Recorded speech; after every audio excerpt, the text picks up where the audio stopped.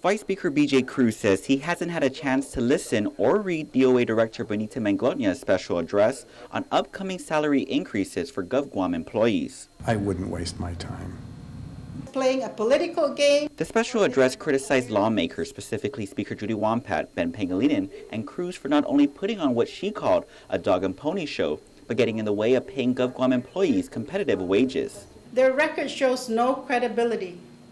All they have done in the past 3 years is get in the way of progress. I've had 2 hearings.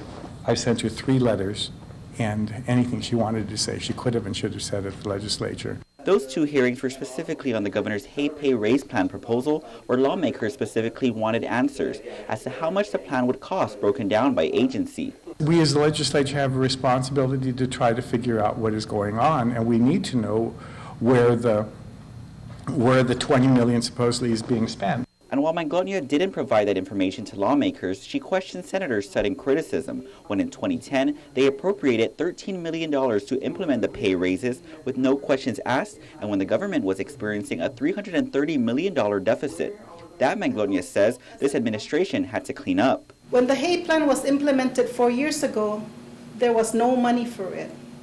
And do you know what Speaker Wampat and Senator Pangilinan and Vice Speaker said about it in 2010? Nothing.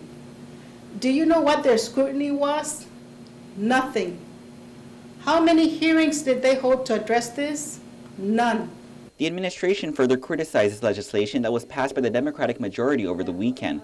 Manglona says Bill 268 will cost 2 times more than the governor's plan, which proposes a phase-in implementation of the raises this fiscal year, costing $7.7 million, whereas the legislature's plan is demanding a full implementation at a cost of $15 million.